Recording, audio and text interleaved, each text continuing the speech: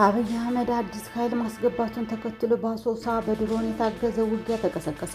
ትናንት አብይ አህመድ የሚገዛው የኢትዮጵያ መከላከያ ሰራዊት ወታደሮችን ወደ ቤኒሻንጉል ጉሙዝና ክልል አሶሳ መራገፋቸውን ተከትሎ ጋብ ብሎ የነበረው የድንበር ተሻጋሪ ጦርነት ተጠናክሮ ቀጥሏል።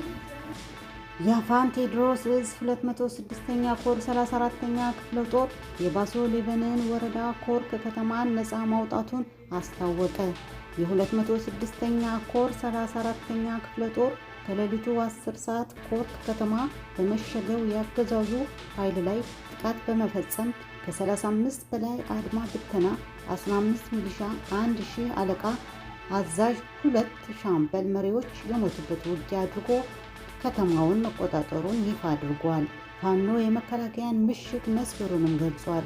ከዩጁቤ ከተማ ተነስቶ ድጋፍ ለመስጠት በሁለት ኤፍሲአር መኪና ተጭኖ በተንቀሳቀሰው የመከላከያ ኃይል ላይ በተደረገ ተጨማሪ ጥቃት ሻምበል አዛዦችን ጨምሮ የሰራዊት አባላት መመታታቸውን ቴዎድሮስ ዕዝ አስታወቀ። የጁቤ ሆስፒታል በቁስለኞች ተሞልቶ መደበኛ አገልግሎት መስጠት አቁሟል። በተመሳሳይ 24ኛ ክፍለ ጦር ስናን አባ ጀሜ ሺህ አለቃ ከደጋሰኘን ደብረ ማርቆስ እና ረቡዕ ገበያ ተሰባስቦ በሜካናይዝድ ታግዞ ውጊያ ከከፈተው ከአገዛዙ መከላከያ ሰራዊት ጋር ከፍተኛ ውጊያ እያደረገ ይገኛል። በተያያዘ የቴዎድሮስ ዕዝ 33ኛ ክፍለ ጦር ስር የሚገኙት የገረመው ወንዳወቅ ልጆች በዋሸራ አካባቢ ውጊያ ማድረጋቸው ተሰምቷል። ወደ ቋሪትና ደጋዳሞት የገባው ኃይል በዋሸራ አቅራቢያ በገረመው ወንዳወቅ ልጆች ከባድ ጥቃት ተሰንዝሮባቸው ከፍተኛ ኪሳራ ደርሶበታል። በዚህ ውጊያ የብልጽግና አዛዥ በድን አባላት እጅ መስጠታቸውን ፋኖ አስታውቋል። በተጨማሪም 4ኛ ሻለቃ በምርኮ ድል ልዩ ውጤት እንዳስመዘገበም ሲገለጽ፣ በሌሎችም ሻለቃዎች ተጨማሪ ምርኮችን መኖራቸውን የክፍለ ጦሩ ዘመቻ ኃላፊ 50 አለቃ ካሳሁን ጌታነህ ተናግረዋል። መከላከያ ሰራዊት በሁለት ዕዝ በ3 ጄኔራልና በ6 ኮሎኔሎች እየተመራ በጎጃም ክፍለ ከፍተኛ የሆነ ጥቃት እየፈጸመ ይገኛል። በመድፍና በሮኬት እየታመሰ የሚገኘው ጎጃም አብይ አህመድ በደብረ ማርቆስ አጼ ዮሐንስ ያደረጋቸውን አስቦ ብሎ ያሰበውንና ያስፈራራውን እየፈጸመ እንደሆነ ማሳያ ሆኗል። አብሪ ሮኬቶችም የአርሶ አደሩን ቀይ እያወደሙ ይገኛሉ። ከግንባር ያሉ አስተያየቶች ሰጪዎች የቴዎድሮስ ዕዝ ከምን ጊዜውም በላይ አንድነቱን በመጠበቅና ልዩነታችን ለጊዜው ቢሆንም ፈጥኖ በማስወገድ በሁለቱም የጎጃም ቀጠናዎች የተናበበ ትግል ማድረግ አለበት ሲሉ አሳስበዋል።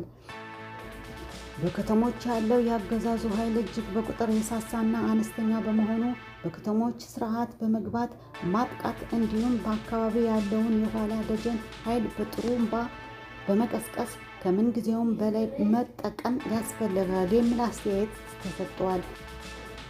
በከተሞች ያለው የአገዛዙ ኃይል እጅግ በቁጥር የሳሳና አነስተኛ በመሆኑ በከተሞች ስርዓት በመግባት ማጥቃት እንዲሁም በአካባቢ ያለውን የኋላ ደጀን ኃይል በጥሩምባ በመቀስቀስ ከምን ጊዜውም በላይ መጠቀም ያስፈልጋል የሚል አስተያየት ተሰጥቷል።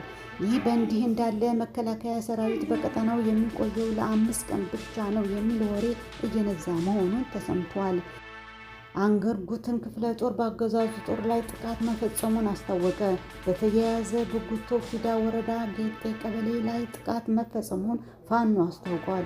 የአፋባን ወለጋ ቢዛሞ አንሻ ሰይድ ዕዝ አንገት ጉትን ክፍለ ጦር አካል ሆኖ የድሮን መብረቅ ሻለቃ አንድ ውጊያ ማድረጉንና ጉዳት ማድረሱን ገልጿል። በሱዳን መከላከያ ጦር እና በሱዳን ፈጥኖ ደራሽ ኃይል በአሶሳ ጉምሩክ መካከል ውጊያ እየተደረገ ሲሆን የሱዳን ፈጥኖ ደራሽ ኃይል አግዞ መከላከያ ሰራዊት እየተዋጋ መሆኑን ምንጮች ከአሶሳ ገልጸውልናል።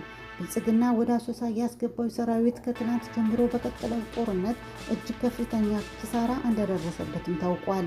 በሱዳን ጦርነት በቀጥታ እየተሳተፈ ያለው የኢትዮጵያ መከላከያ ሰራዊት ከፍተኛ ኪሳራ ማስተናገዱንም ምንጮች ገልጸውልናል።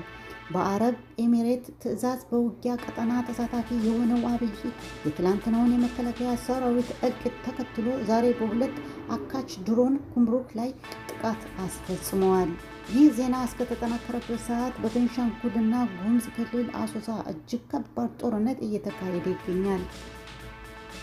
አምስተኛ ቀኑን ያስቆጠረው የደጋዳሞት ውጊያ የህዝብ ግንኙነት ክፍል ኃላፊ አርበኛ እስቲበላ አለሙ የሰጡት ምላሽ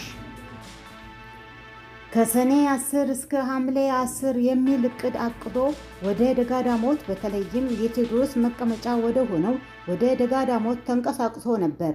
በዛም 76ኛ ክፍለ ጦርና 59ኛ ክፍለ ጦር ሙሉ በሙሉ በመደምሰስ እቅዱን አዛብተንበት ነበር። ከሳምንታት በኋላ ደግሞ እንደገና መልሶ በመደራጀት ከ3 ጀነራሎች በላይ ከ7 ኮሎኔሎች በላይ በመያዝ ወደ ደጋዳሞት በርካታ ኃይል አሰልፎ ተንቀሳቅሷል። በዚህም በርካታ የአብይ አህመድ ሰራዊትን በመደምሰስ የተቻለበትን ሁኔታ ነው ያለነው። እንግዲህ ደምስሰናቸዋል። ጠላት እኛን እንደ ሽምቅ ተዋጊ ሳይሆን እንደ መደበኛ ተዋጊ ነው እየቆጠረን ያለ። ሜካናይዝድ ጦሩን ሙሉ በሙሉ 6ኛ እዝ ምስራቅ እዝ እና ሌሎችም ተጎራባሽ ቀጠና ያሉ እጆችን በመያዝ የኮሎኔሎችን በመሰብሰብ ወደ ጎጃም ምድር እየተንቀሳቀሰ ነው ያለው።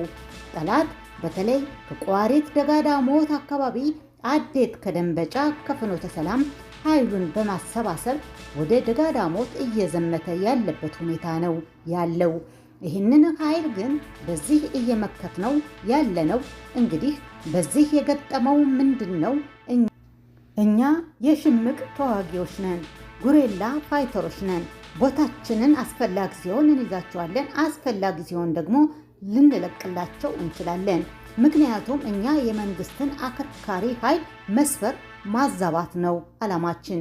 መደበኛ ውጊያ ገና አልጀመርንም። እስከዚያ ድረስ ደግሞ ጠላትን ስበን በማስገባት ወደምንፈልገው ቦታ ስበን አስገብተን የምንፈልገውን ሎጂስቲክ የምንፈልገውን መሳሪያ መያዝ ነው ታርጌታችን። በዚህ መሰረት እንግዲህ ሻለቃ ዝናቡ ጭምር የመራው ደጋዳሞት ላይ በነጋዴው ዳሞት እንደያዘ በማግስቱ ታላቅ የሆነ ውጊያ አድርገን ብሬን እና ስናይፐሮችን የቡድን መሳሪያዎችን በመደምሰስ የተቻለውን ሁኔታ አለ። ጠላት ግን በዚህ አላቆመም። ወደ ጮቄው ተራራ እየተንቀሳቀሰ ነው። በተመሳሳይ ከደንበጫ በሁለት አቅጣጫ ወደ ጮቄው አሁንም እየተንቀሳቀሰ ነው ያለው። ከረቡ ገበያን በዛሬው ዕለት ተንቀሳቅሶ ከደብረ ማርቆስ ወደ ደብረ ዘይት በኩል አድርጎ ወደ ላይ ተንቀሳቅሶ እንዲሁም ደግሞ ከቦቅላ ደብረ ማርቆስ ዙሪያ ላይ ተንቀሳቅሷል። ይህ ሁሉ እንግዲህ የፋኖን ያለበትን አካባቢ መያዝ የሚልና ሌሎች እልቂት ለሌላ ጦርነት ራሱን ለማዘጋጀት መጀመሪያ ፋኖን ማጥቃት አለብኝ በሚል ስሌት ነው። 3 ጄኔራሎች እና 7 ኮሎኔል አንድ ቦታ ላይ ደጋዳሞት ላይ፣ ሌሎች አካባቢዎች ደግሞ ኮሎኔሎች እና ጄኔራሎች በማምጣት እስከ 14 ጄኔራል ድረስ ያሳለፉበት ውጊያ ነው። ይህ ውጊያ